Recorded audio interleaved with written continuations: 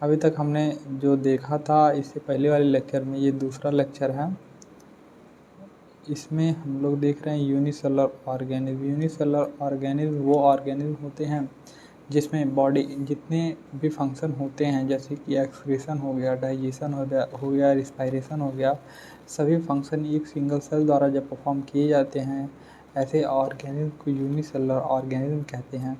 और multi cellular organism वो organism जिसमें फंक्शन को परफॉर्म करने के लिए ढेर सारी सेल्स का ग्रुप चाहिए होता है, और ये इन सेल का ग्रुप जो होता है आगे जाकर इन सेल्स का ग्रुप ही आगे जाकर ऑर्गन बनाता है। फिर उसके बाद ऑर्गन फिर ऑर्गन सिस्टम बनाता है, और ये सभी सिस्टम मिलकर किसी फंक्शन को परफॉर्म करते हैं। ये फंक्शन हो सकते हैं जैसे डाइजेशन का काम हो गया, या फिर डाइजेशन, रिस्पायरेशन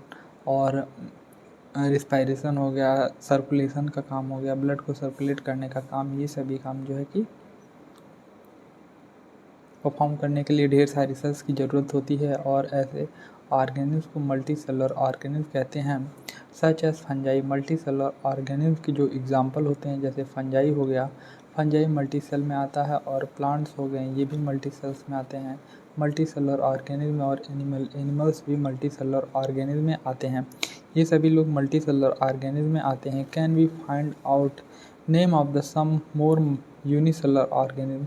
यूनिसेलुलर ऑर्गेनिज्म का और नाम पूछ रहा है कि यूनिसेलुलर ऑर्गेनिज्म और कौन कौन से होते हैं। तो यूनिसेलुलर ऑर्गेनिज्म होते हैं, और यूनिसेलुलर ऑर्गेनिज्म जो होते हैं, यूनिसेलुलर ऑर्गेनिज्म ऐसे ऑर्गेनिज्म जो जिसमें फंक्शन एक सिंगल सेल द्वारा परफॉर्म किया जाता है। इसके और एग्जांपल हो जाते हैं आपके मीथेनोजन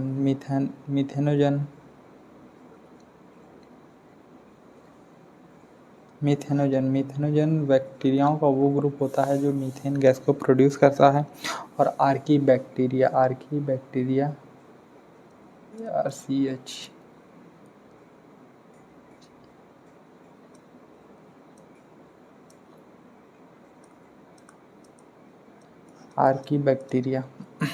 मीथेनोजन और आर्की बैक्टीरिया जो है ये ये भी यूनिसेलुलर ऑर्गेनिज्म ही होते हैं। यूनिसेलुलर ऑर्गेनिज्म होते हैं। Every multi cellular organism has come from single cell. ये बढ़िया बात है। जितने भी मल्टी सेलुलर ऑर्गेनिज्म होते हैं, जिसकी भी मल्टी सेलुलर ऑर्गेनिज्म, जैसे कि एनिमल आ जाएगा, एनिमल आ जाएंगे, और एनिमल हो गए, ह्यूमन भी मल्टी सेलुलर ऑर्गेनिज्म में ही आएगा। जैसे काऊ हो गई, बैफेलो, ये सभी ऑर्गेनिज्म जो होते हैं ये सब मल्टी सेलुलर ऑर्गेनिज्म में आते हैं। कह रहा है कि एवरी मल्टी सेलुलर ऑर्गेनिज्म, जितने भी मल्टी सेलुलर ऑर्गेनिज्म होते हैं, has come from single cell, एक सिंगल सेल से ही बनते हैं, या फिर एक सिंगल सेल के द्वारा ही बने होते हैं। एक सिंगल सेल से ही आगे जाके सिंगल सेल आगे डिवाइड करके डबल, फिर उसके बाद आगे फर्दर डिवीज़न होता रहता है, और ऐसे एक सिंगल सेल से पूरा मल्टी सेलुलर ऑर्गेनिज्म का निर्माण हो जाता है। हाउ के बारे में दिया, हाउ कैसे ऐसा होता है। सेल डिवाइड, जो एक सेल होती है वो डिवाइड करेगी एंड प्रोड्यूस करती है cell of their own kind, अपने ही तरह की सेल प्रोड्यूस करती है। All cell thus come from the pre existing cell. और इस प्रकार मल्टी सेलुलर ऑर्गेनिज्म में जितने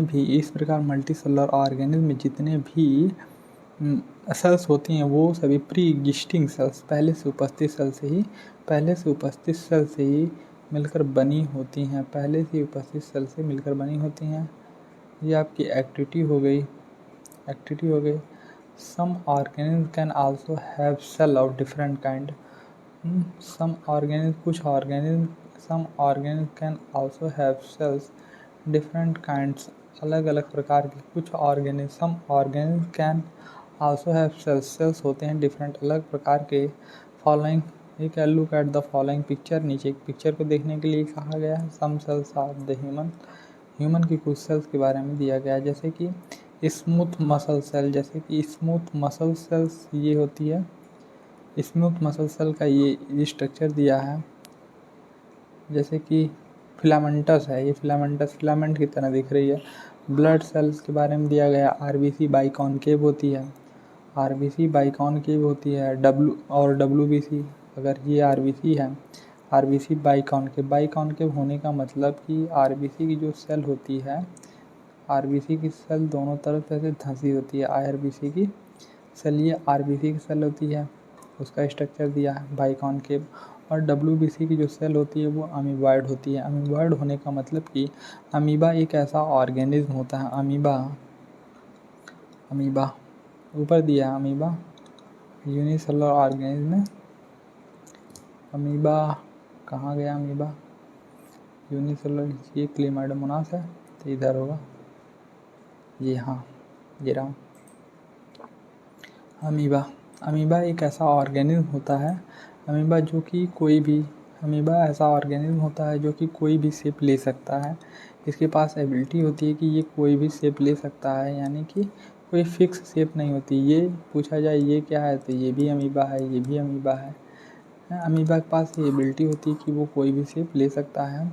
और डब्ल्यूबीसी का जो आरबीसी होता है, आरबीसी और जो डब्ल्यूबीसी की जो सेल्स होती हैं वो अमीबॉयड होती हैं, यानी कि कोई भी शेप ले सकती हैं। नर्व सेल देख लीजिए, नर्व सेल का ऐसा शेप होता है। नर्व सेल ह्यूमन के बॉडी में पाई जाने वाली सबसे लंबी सेल होती है, वो नर्व सेल हो गई। फैट सेल देख लीजिए, फैट सेल ऐसे ओवल है, ओवल शेप ही है। बोन की सेल है ये, इस स्पर्म की सेल है, और ये ओवम की सेल है। Various cell of the human body, ये अलग अलग प्रकार की जितने भी सेल हैं ये सभी सेल्स ह्यूमन बॉडी में ही पाई जा रही हैं, सभी सेल्स ह्यूमन बॉडी में ही पाई जा रही हैं। The shape and size of the cell are related to the specific function they perform. ये बहुत अच्छी लाइन है। ये जो शेप है, अलग अलग जो हमें शेप देखने को मिल रहा है और अलग अलग जो साइज़ देखने को मिल रही है, और सेल्स की जो अलग अलग शेप और साइज़ देखने को मिल रही है, related to specific function they perform. ये इस बात पे डिपेंड करता है कि वो किस तरह के फंक्शन को परफॉर्म करती हैं और कैसे किस लोकेशन पे हैं। यानी कि अलग अलग लोकेशन पे अलग अलग फंक्शन परफॉर्म करने वाली सेल का शेप और साइज अलग होता है। एक बार फिर से, जैसे कि किसी भी सेल का शेप क्या होगा और उसकी साइज़ क्या होगी, ये इस बात पे डिपेंड करती है कि वो सेल किस फंक्शन को परफॉर्म कर रही है और वो सेल कहाँ पे पाई जा रही है, क्या बाहर की तरफ है बॉडी के या फिर बॉडी के अंदर की तरफ है। ये कुछ बातें हैं जिस पे सेल का शेप और साइज डिपेंड करता है। कुछ सेल्स लाइक अमीबा, जैसे अमीबा पे भी बात हुई थी।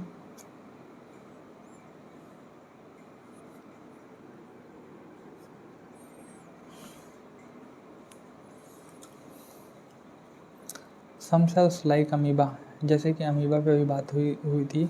Amoeba have changing shape, amoeba एक ऐसी सेल है, अमीबा एक मतलब कि अमीबा एक पूरा का पूरा जीव होता है जो कि यूनिसेलुलर में आता है, यूनिसेलुलर ऑर्गेनिज्म।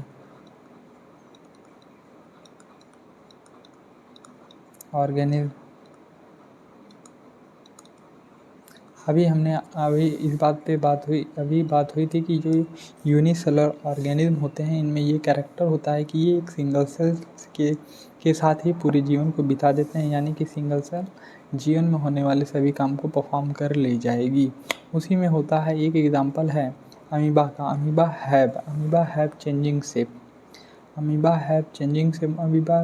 सेल की एबिलिटी होती है कि इसकी सेल किसी भी शेप को ग्रहण कर सकती है या फिर किसी शेप को एक्वायर कर सकती है। इसका कोई फिक्स शेप नहीं होता है। जैसे यहाँ पे हमने ह्यूमन बॉडी के में पाए जाने वाले जितने कुछ सेल्स हैं अलग अलग हमने देखा कि यहाँ पे स्मूथ सेल है, फ्यूजिफॉर्म है, यहाँ पे ब्लड सेल्स है, आरबीसी बाइकॉन्केव दिख रही है, बाइकॉन्केव होती है, और डब्ल्यूबीसी अमीबॉयड होती है। नर्व सेल हो गया, यानी कि इन सेलों का तो फिक्स शेप है, यानी कि नर्व सेल ऐसी ही दिखेगी, आपकी स्मूथ मसल की सेल ऐसी ही दिखेगी, ओवम की सेल ऐसी ही दिखेगी, और इन सेलों की का जो है कि शेप तो फिक्स है। पर पर पर पर पर ये जो अमीबा है ये स्पेसिफिक सेल है, यानी कि थोड़ा सा अलग हटके है। इसका हैविंग चेंजिंग शेप, इसकी शेप जो है चेंज होती रहती है। इन सम केसेस, कुछ केसों में the cell shape in some cases the cell shape would be more or less fix and particular for particular type of cell. कुछ केसों में some case the cell shape can be more or less fixed and particular for a particular type of cell.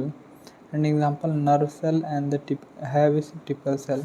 कुछ केसों में जो है कि cell का शेप फिक्स हो जाता है, जैसे वो किसी पर्टिकुलर फंक्शन को और पर्टिकुलर टाइप ऑफ फंक्शन को जैसे परफॉर्म करती हैं, उसी तरह उसी हिसाब से किसी सेल्स का जो है कि शेप क्या हो जाता है, फिक्स हो जाता है।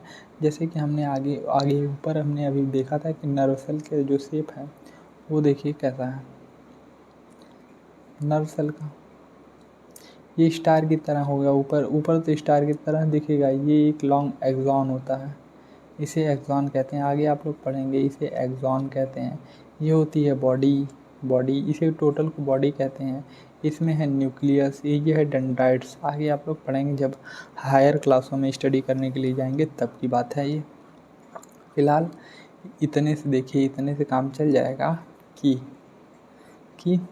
जैसे ही कुछ केसों में जब सेल का shape more or less fixed हो जाता है, जब वो किसी पर्टिकुलर टाइप ऑफ फंक्शन को परफॉर्म करती हैं and particular type of function को परफॉर्म करती हैं, जैसे कि नर्व सेल को देख लीजिए। एक टिपिकल शेप फिक्स हो चुका है। Each living cell has a capacity to perform certain basic function। जितने भी सेल होती हैं उनके पास कैपेसिटी होती है कि कुछ जो सर्टेन निश्चित बेसिक फंक्शन हो उसे परफॉर्म कर सकती है। That are the characteristics of all living form. जो कि कैरेक्टरिस्टिक्स विशेषताएँ हैं सभी लिविंग फॉर्म की, जो कि ये बताती हैं कि ये सेल अभी ज़िंदा है। इस सभी चीज़ों को शो करने के लिए कुछ पर्टिकुलर फंक्शन को सेल परफॉर्म करती है। How does the living cell perform these basic function? कैसे ये सेल बेसिक फंक्शन को परफॉर्म करती है? We know, हम जानते हैं that there is a division of liver in multicellular organism।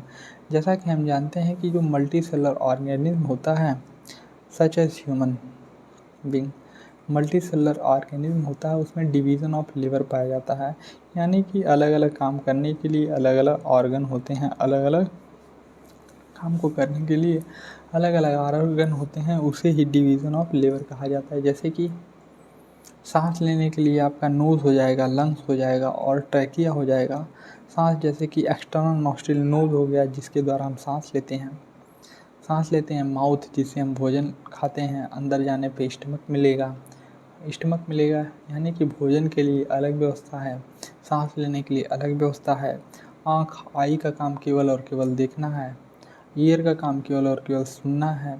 इसी तरह अलग अलग काम को करने के लिए अलग अलग ऑर्गन फिक्स होते हैं, उसी को डिवीज़न ऑफ लेबर कहा जाता है। जो कि ज़्यादातर ये division of labour multi cellular organism में पाया जाता है। वही बात कह रहा है कि we know that there is a division of labour in multi cellular organism में डिवीज़न ऑफ लेबर पाया जाता है। सच एज ह्यूमन, जैसा कि आप ह्यूमन बीइंग के बारे में आप बात कर सकते हैं। This mean the different part of the human body perform different function. Body के डिफरेंट पार्ट जो होते हैं डिफरेंट अलग अलग फंक्शन को परफॉर्म करते हैं। ह्यूमन बॉडी हैज़ हार्ट का काम हो गया, ब्लड को पंप करने का काम हो गया, स्टमक का काम हो गया डाइजेस्ट फूड। इसी तरह सिमिलरली डिवीज़न ऑफ लिवर is also seen a single cell. इसी तरह सिंगल सेल्स में अगर आप ये तो पूरी एक मल्टी सेलुलर ऑर्गेनिज्म की बात कर रहा है।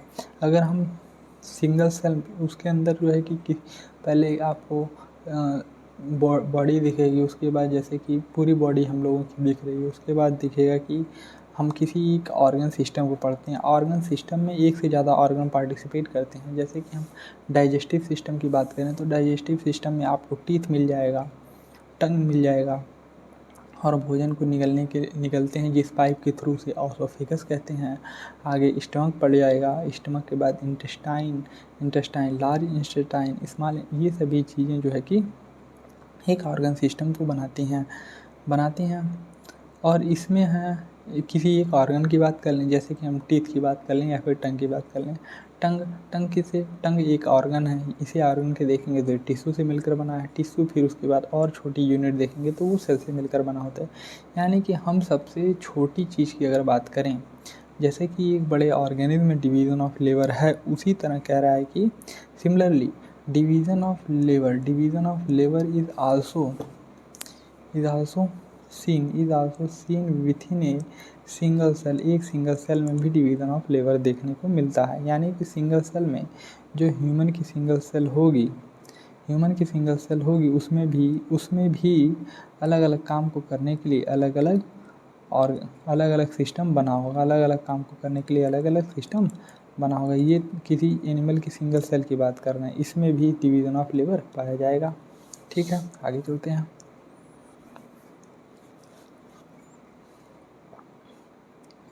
In fact, each such cell has got certain specific component within it known as the organelles। कह रहा है कि इस सेल के अंदर, ये जो सेल है, इस सेल के अंदर अलग अलग काम को करने के लिए अलग स्पेसिफिक कंपोनेंट्स होते हैं। जैसे डाइजेशन के लिए अलग कंपोनेंट, रिस्पायरेशन के लिए अलग कंपोनेंट, और इन कंपोनेंट को हम लोग ऑर्गेनल्स के नाम से जानते हैं। उसे हम कहते हैं ऑर्गेनल्स। यानी कि जो है कि किसी चीज़ का निर्णय लेने के लिए अलग ऑर्गेनल्स होगा, ठीक है, किसी चीज़ को बनाने के लिए अलग ऑर्गेनल्स होगा, किसी चीज़ को डिस्ट्रॉय ख़त्म करने के लिए अलग ऑर्गेनल्स होगा। फिर से एक बार देखते हैं, ज़्यादा हल्ला हो गया इसमें, मतलब थोड़ा फिर से एक बार देख लेते हैं, चीज़ें क्लियर हो जाएं।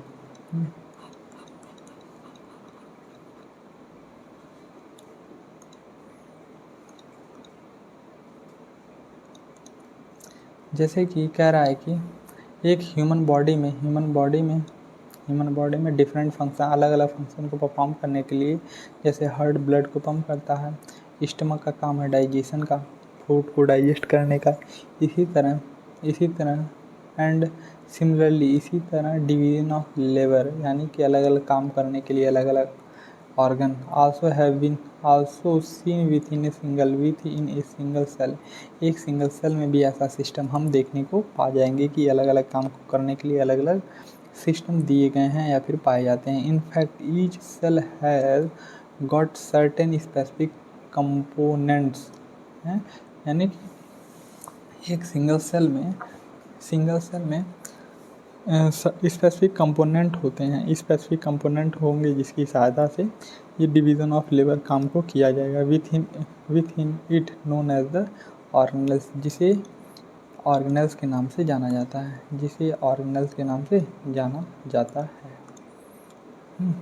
Each kind of cell organelles perform specific function. अलग अलग ऑर्गेनल्स होंगे, सेल होगा, सेल के अंदर अलग अलग काम को करने के लिए अलग अलग ऑर्गेनल्स होंगे, अलग अलग काम करने के लिए अलग अलग ऑर्गेनल्स होंगे, अलग अलग काम को करने के लिए अलग अलग ऑर्गेनल्स होंगे। वही कह रहा है each kind of cell organelles, अलग जितने भी ऑर्गेनल्स हैं, ये एक अलग ऑर्गेनल्स है, ये एक दूसरा ऑर्गेनल्स है। अभी हम अब बात कर लेंगे, उसको दिखा देंगे आपको। हैं, रुकिए चलते हैं।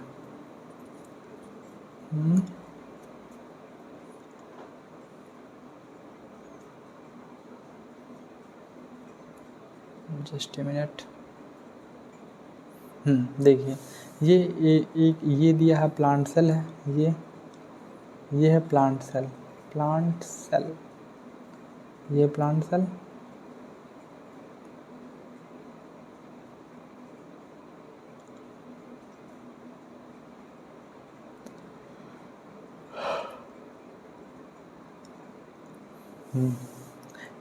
सेल है। जैसे कि इसमें एक ऑर्गेनल्स मिलेगा, राइबोसोम मिल जाएगा, एक ऑर्गेनल्स हमें न्यूक्लियस मिल जाएगा, एक ऑर्गेनल्स हमें एंडोप्लाज्मिक रेटिकुलम, और एक smooth endoplasmic reticulum, Golgi apparatus मिल जाएगा, क्लोरोप्लास्ट मिल जाएगा, वैक्यूल्स मिल जाएगा, प्लाज्मा मेम्ब्रेन, माइटोकॉन्ड्रिया। ये सब अलग अलग काम को करने के लिए अलग अलग ऑर्गेनल्स हैं। यानी कि सेल के अंदर ये जो एक सेल है, प्लांट की एक जो सेल है, इसमें अलग अलग काम को करने के लिए अलग अलग ऑर्गेनल्स पाए जा रहे हैं। जैसे पूरे जैसे जैसे इसमें देख लीजिए, इसमें ये एनिमल सेल है। एनिमल सेल में माइटोकॉन्ड्रिया है, एक अलग काम करने के लिए एक अलग माइटोकॉन्ड्रिया का काम होता है। इसे कहते हैं पावर हाउस ऑफ सेल कहते हैं, यानी कि ये एनर्जी क्वाइन को बनाता है। और यहाँ पे सेंट्रियोल पड़ जाएगा, वैक्यूल पड़ जाएगा। इस सेंट्रियोल का काम है एक सेल से 2 सेल बनाने वाला काम होता है, कि इसका बस स्पेसिफिक काम है कि ये जब एक सेल से 2 सेल बनना होगा तब उसका काम पड़ता है। वैक्यूल है, न्यूक्लियर मेम्ब्रेन है, यहाँ पे न्यूक्लियस है। जो सेल के अंदर बड़े बड़े डिसीजन होते हैं या फिर जो डिसीजंस होते हैं ज़्यादातर वो न्यूक्लियस के द्वारा लिए जाते हैं। लाइसोसोम है, सेल के अंदर जितनी भी बेकार चीज़ें होती हैं उसे डाइजेस्ट करने का काम लाइसोसोम का होता है। ओवरऑल जितनी भी बातें हैं, ये सब कहने का मतलब ये हुआ कि सेल के अंदर अलग अलग काम को करने के लिए अलग अलग ऑर्गेनल्स होते हैं, अलग अलग ऑर्गेनल्स होते हैं। अब कहाँ, ठीक है, ये देखिए आगे। Such as making new material in cell, such as making new material in cell specific function. जैसे कि हाँ, क्लियरिंग अप, क्लियर करने के लिए, सेल के अंदर चीज़ों को साफ सफाई करने के लिए एक अलग ऑर्गेनल्स होगा। The waste material from the cell and so on. Waste material जो सेल के अंदर होता है, वेस्ट मटेरियल जो सेल के अंदर होगा,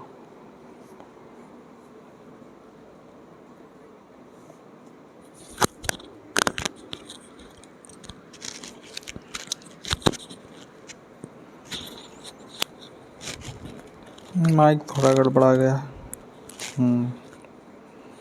अब सही है। जो वेस्ट मटेरियल होता है सेल के अंदर, जो वेस्ट मटेरियल होगा, कहाँ थे हम, यहाँ पे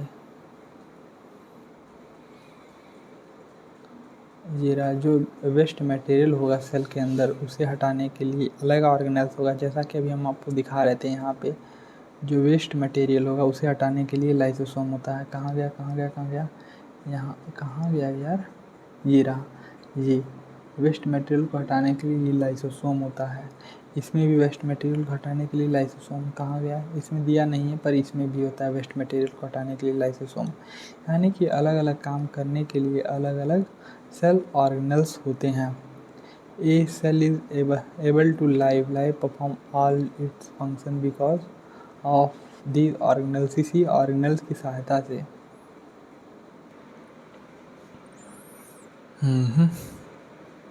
यहाँ पे वेस्ट मटेरियल और फ्रॉम द सेल और ऑन एज ऑन, इसी तरह अन्य भी चीज़ें मिलेंगी। Cell is able to live, ये cell able to live and perform all its function because of these organelles. इसी ऑर्गेनल्स की हेल्प से जो है कि सेल अपनी सभी फंक्शन को परफॉर्म करती है,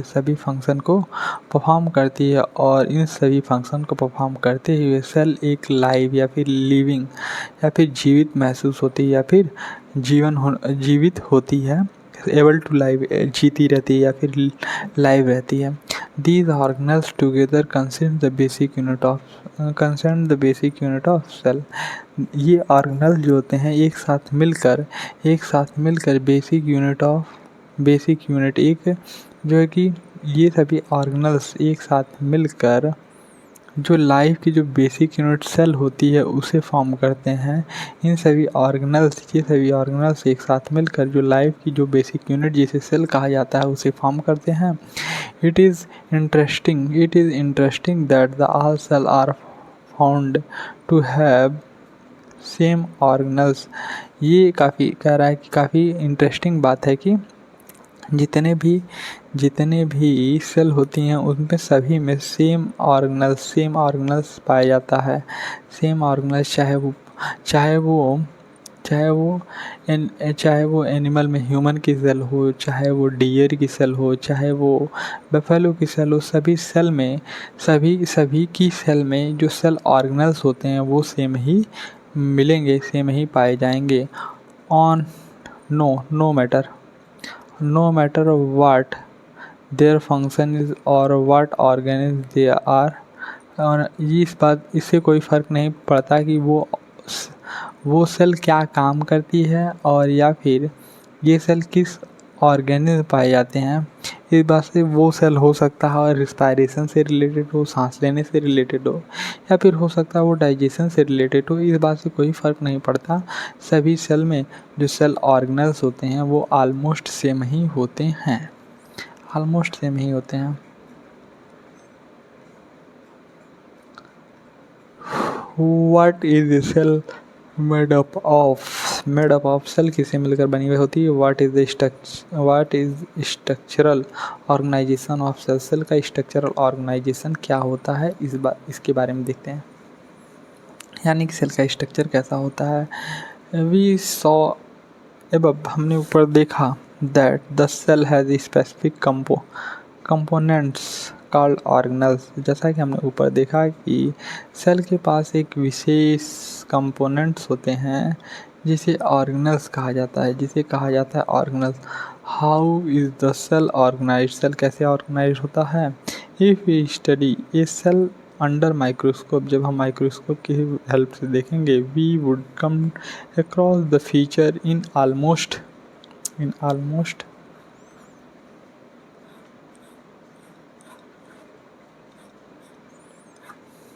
कहाँ गया एवरी सेल। कुछ फीचर को हम लोग सभी एवरी सेल में पाएंगे, जैसे कि कुछ फीचर हैं या फिर कुछ चीज़ें हैं जो हर एक सेल में ऑलमोस्ट सेम ही देखने को मिलेगी, जैसे हो गया एवरी सेल। प्लाज्मा मेम्ब्रेन की बात कर ली जाए, प्लाज्मा मेम्ब्रेन सभी सेल में देखने को मिलेगी। सेल के अंदर ये बात हो रही है कि चाहे वो एनिमल सेल हो, प्लांट सेल हो, उसमें कुछ चीज़ें हैं जो सभी सेल में देखने को मिलेगी। जैसे कि प्लाज्मा मेम्ब्रेन आप सभी सेल में देख सकते हैं, न्यूक्लियस सभी सेल में देख सकते हैं, एंड साइटोप्लाज्म सभी सेल में आपको देखने को मिलेगा definitely. All activity inside the cell के अंदर जितने भी एक्टिविटी होती है और cell and interaction of cell with the environment are possible due to this feature. इसी फीचर के कारण एक सेल एनवायरनमेंट से इंटरेक्ट करती है। Let us see how. Plasma membrane और सेल मेम्ब्रेन। पहली चीज़ हम लोग पढ़ने जा रहे हैं सेल के अंदर जो है वो है कि सेल के अंदर हम लोग बात करेंगे प्लाज्मा मेम्ब्रेन क्या होती है। मैं दिखा देता हूँ, ये एनिमल सेल है, एनिमल सेल के अंदर वाली, ये बाहर वाली बात नहीं हो रही है। पहली बात, ये जो अंदर वाली है, अंदर थोड़ा सा ये अंदर देखेंगे तो इसे कह रहे हैं plasma membrane.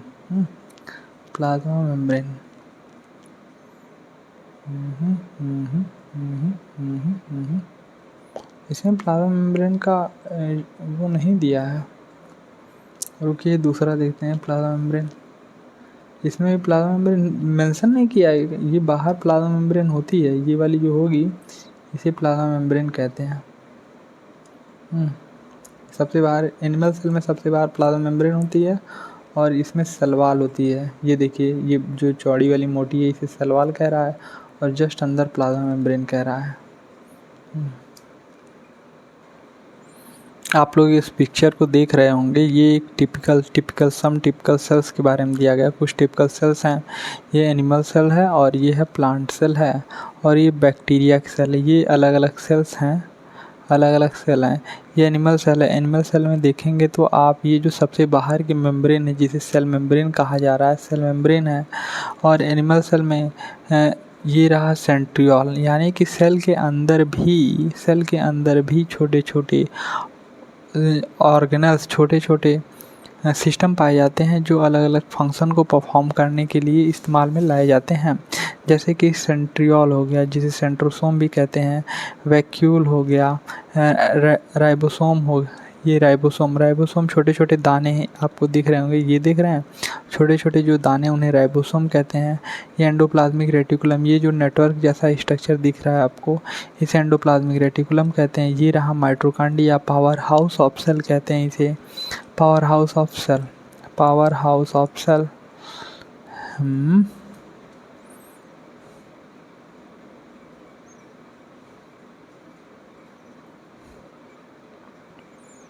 Power house of cell. ऐसे ही आपको देखने को मिल जाएगा गोल्जी कॉम्प्लेक्स या फिर गोल्जी बॉडी कहते हैं, ये रहा गोल्जी बॉडी, गोल्जी कॉम्प्लेक्स कहते हैं। प्लांट सेल में भी आप लोग देखेंगे तो इसमें भी अलग अलग काम करने के लिए अलग अलग स्ट्रक्चर होते हैं, और ये स्ट्रक्चर चाहे वो प्लांट सेल हो चाहे एनिमल सेल हो, प्लांट का चाहे वो लीफ वाली सेल हो चाहे वो स्टेम वाली सेल हो, सभी सेल में ये तो चीज़ें पाई जाएंगी। जैसे कि न्यूक्लियस इसमें भी है, देखेंगे तो न्यूक्लियस इसमें भी है। एनिमल सेल हो चाहे प्लांट सेल हो, कुछ स्ट्रक्चर में बदलाव होता है, कुछ ऑर्गेनल्स की प्लांट सेल में है तो एनिमल में नहीं है, कुछ ऑर्गेनल्स यानी कि काम करने के लिए एनिमल सेल्स में नहीं है तो प्लांट सेल में है। जैसे कुछ और ज़्यादातर कॉमन रहते हैं। ये देखिए क्रोमोसोम, न्यूक्लियस के अंदर कुछ स्ट्रक्चर क्रोमोसोम होता है। ये देखिए गोल्जी कॉम्प्लेक्स प्लांट सेल में भी है और गोल्जी कॉम्प्लेक्स एनिमल सेल में भी है। हाँ, एनिमल सेल में भी है। आप प्लाज्मोडेस्माटा देख ले रहे हैं, ये सेल वॉल, ये जो सेल वॉल सबसे बाहरी स्ट्रक्चर होता है उसे सेल वॉल कहा जाता है, उसे सेल वॉल कहा जाता है। सबसे बाहरी स्ट्रक्चर जो होता है उसे कहते हैं cell wall, cell wall, cell wall. और देखिए प्लाज्मा मेम्ब्रेन यहाँ पे भी है, प्लाज्मा मेम्ब्रेन यहाँ पे भी है। ठीक है, अब आते हैं अपनी टॉपिक पे। यहाँ पे हम लोग कहाँ थे?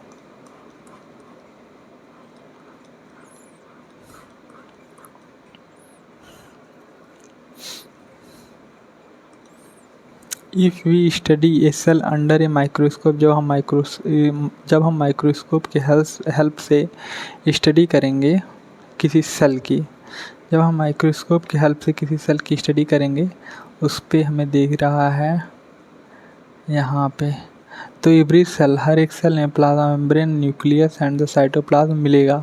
All activity inside the cell, सभी एक्टिविटी जो है सेल के अंदर में, interaction of the cell with the environment, interaction of the cell, all activity inside the cell and interaction of the cell with the environment से are possible due to this feature, इसी feature के कारण जो है कि environment से interact करती है। पहले हम लोग बात करने लगे किए थे थोड़ा सा प्लाज्मा मेम्ब्रेन के बारे में, या फिर उसे ही सेल मेम्ब्रेन कहते हैं। फिर बात हुई this is the outermost covering of cell, ये सेल की सबसे बाहरी कवरिंग होती है।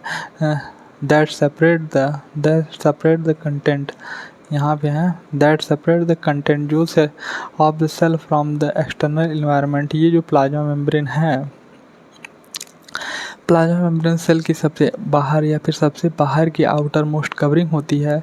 जो सेल के जो अंदर के कंटेंट होते हैं, अभी हम लोग देख रहे थे सेल के अंदर के क्या क्या कंटेंट हैं, इन सभी कंटेंट को, सेल के अंदर के कंटेंट को इन्वायरमेंट से, एक्सटर्नल इन्वायरमेंट से सेपरेट करने का काम करती है। द प्लाज्मा मेम्ब्रेन अलाउ और परमिट द एंट्री और exit some material in and out of the cell. ये जो प्लाज्मा मेम्ब्रेन होती है, स्पेसिफिक काम है, क्या काम करती है प्लाज्मा मेम्ब्रेन, उसके बारे में बता रहा है। द प्लाज्मा मेम्ब्रेन अलाउ और परमिट या परमिट करती है entry and exist of some material in और out of the cell, in and out of the cell.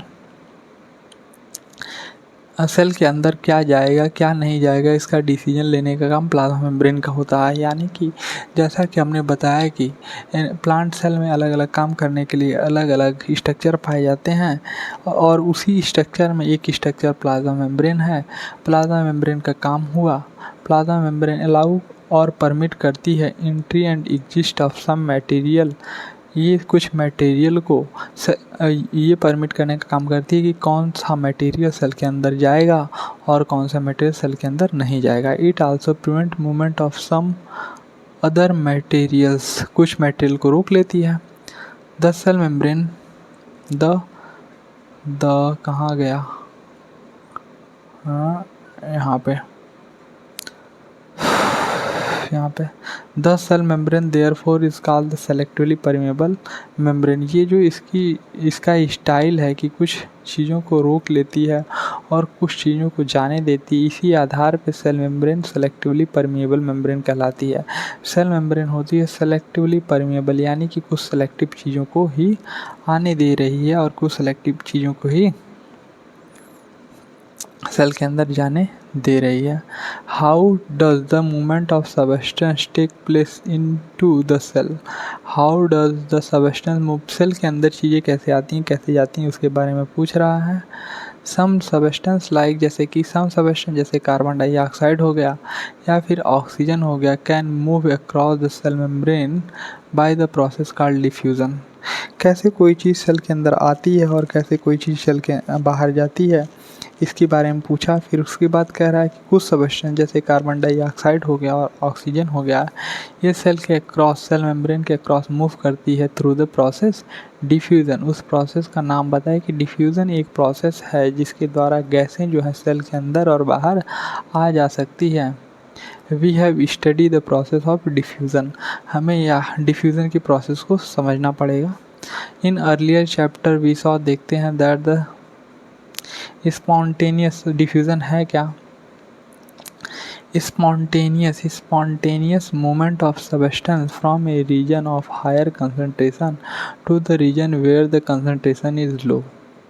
Diffusion क्या है? डिफ्यूज़न है कि एक तरफ जहाँ कंसंट्रेशन ज़्यादा है या फिर एक तरफ जिधर कंसंट्रेशन ज़्यादा है या फिर चीज़ें ज़्यादा है, उधर से उधर की तरफ जिधर कंसंट्रेशन कम है या फिर चीज़ें कम है, उधर की तरफ जो मूवमेंट होता है उसे ही हम डिफ्यूज़न कहते हैं, उसे ही हम डिफ्यूज़न कह रहे हैं।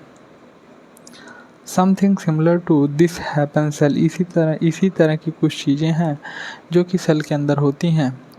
When the example, some substance like carbon dioxide with which is cellular waste, जो कि सेल के द्वारा बनाया गया एक वेस्ट है, required to be excreted out by the cell, cell के द्वारा बनाया गया वेस्ट होता है कार्बन डाइऑक्साइड, जिसे इस बात की ज़रूरत होती है कि इसे जल्दी से जल्दी सेल से बाहर कर दिया जाए, एक्सक्रीट आउट कर दिया जाए, बाहर कर दिया जाए। Accumulated in the higher concentration inside the cell, ये सेल के अंदर बनता है, इसलिए सेल के अंदर की कंसंट्रेशन कार्बन डाइऑक्साइड की ज़्यादा होती है। In the cells external environment the concentration of carbon dioxide is low as compare the inside the cell, क्योंकि ये सेल के अंदर कार्बन डाइऑक्साइड ज़्यादा मात्रा में बनती है, इसकी अपेक्षा अगर देखा जाए तो इन्वायरमेंट में यानी कि बाहर के वातावरण में कार्बन डाइऑक्साइड की मात्रा कम होती है। सेल के अंदर कार्बन डाइऑक्साइड की मात्रा ज़्यादा होती है और बाहर की तरफ कार्बन डाइऑक्साइड की मात्रा होती है कम। In the cells external low, कम होती है, ठीक है। As soon as this there is the difference in the concentration, जैसा कि हम लोग देखें कि कंसंट्रेशन का डिफरेंस हम लोगों को देखने को मिल गया, यानी कि एक तरफ जो है कि एक तरफ कार्बन डाइऑक्साइड की कंसंट्रेशन हम लोग ज़्यादा देखें और एक तरफ जैसा कि इन्वायरमेंट में कार्बन डाइऑक्साइड की कंसंट्रेशन कम देखें। Inside and outside the cell, carbon dioxide CO2 जिसे कार्बन डाइऑक्साइड कहते हैं, move out of the cell, cell से बाहर निकल जाती है। From the region of higher concentration to the region of lower concentration outside, इस तरह जो है कि कार्बन डाइऑक्साइड जो कि अंदर सेल के अंदर ज़्यादा है वहाँ से मूव कर जाती है बाहर की तरफ, जहाँ पे सेल की कंसंट्रेशन कम है, यानी कि बाहर कंसंट्रेशन कम होने के कारण अंदर कार्बन डाइऑक्साइड की कंसंट्रेशन ज़्यादा होने के कारण सेल अंदर से बाहर की तरफ मूव कर जाती है। To a region lower concentration outside, बाहर की तरफ मूव कर जाती है। Cell by the process of diffusion, और इसी प्रोसेस को हम लोग डिफ्यूज़न कहते हैं। इसी प्रोसेस को हम लोग डिफ्यूज़न कहते हैं कि हायर कंसंट्रेशन से लोअर कंसंट्रेशन की तरफ गैस का मूवमेंट डिफ्यूज़न है। इसी तरह सिमिलरली कह रहा है oxygen enter the cell by the process of diffusion, इसी तरह जो ऑक्सीजन होती है जिसकी मात्रा एटमॉस्फेयर में ज़्यादा है यानी कि बाहर के वातावरण में ज़्यादा है, यहाँ से मूव करती है अंदर की तरफ, इनसाइड द बॉडी, जहाँ पे ऑक्सीजन की कंसंट्रेशन कम है। और अब किस प्रोसेस के थ्रू प्रोसेस है, प्रोसेस का नाम हो जाता है diffusion. Oxygen enters the cell में इंटर करती है by the process of diffusion. Diffusion की प्रोसेस के थ्रू सेल के अंदर डिफ्यूज़न एंटर करती है, where the level of concentration of carbon dioxide inside the cell decrease, जहाँ पे ऑक्सीजन की कंसंट्रेशन कम होती है। Thus diffusion play an important role in the gaseous exchange. इस तरह कह रहा है कि जो गैसियस एक्सचेंज वाला काम हम लोग कर रहे हैं, इसमें जो इम्पॉर्टेंट रोल प्ले करता है वो है diffusion. Diffusion play an important role in the gaseous exchange between the cell as well as, between the cell के बीच में, as well as the cell and the external environment, cell और external environment के बीच में। एक बात मैं आप लोगों को, एक बात मैं जैसे कि बात कर लेता हूँ कि जैसे कि ह्यूमन बॉडी में गैसों का जो एक्सचेंज होगा, यानी कि हम लोग ऑक्सीजन लेते हैं और कार्बन डाइऑक्साइड छोड़ते हैं, तो ऐसा इसलिए होता है। कार्बन डाइऑक्साइड के छोड़ने का और ऑक्सीजन के लेने का कारण ये होता है कि हमारी बॉडी में कार्बन डाइऑक्साइड बनती है, बनने के कारण ज़्यादा होती है तो हम लोग बाहर छोड़ देते हैं, जिधर कम होती है। और ऑक्सीजन हम लोग इनटेक करते हैं, इनहेल करते हैं, अंदर लेते हैं, क्योंकि बाहर ऑक्सीजन की मात्रा ज़्यादा है और अंदर जो है ऑक्सीजन की मात्रा कम है। और किस प्रोसेस के थ्रू ये काम हो रहा है, उस प्रोसेस कह रहे हैं diffusion. Diffusion, water also able obeys the law of diffusion. Water भी डिफ्यूज़न के प्रोसेस को मानता है, या फिर वाटर का भी मूवमेंट डिफ्यूज़न के थ्रू ही होता है। The movement of water molecule through such selective permeable is called osmosis. Water का जो मूवमेंट है, अगर किसी एक सेलेक्टिव परमेबल मेम्ब्रेन के थ्रू होता है तो उसे कह रहे हैं ऑस्मोसिस, उस प्रक्रिया को हम लोग कहते हैं ऑस्मोसिस, जिसमें वाटर का मूवमेंट सेलेक्टिवली परमेबल मेम्ब्रेन से, वाटर का जो है मूवमेंट सेलेक्टिवली परमेबल मेम्ब्रेन से हायर कंसंट्रेशन से H2O लोअर कंसंट्रेशन की तरफ मूव करना, इसे हम लोग कहते हैं ऑस्मोसिस। अब आते हैं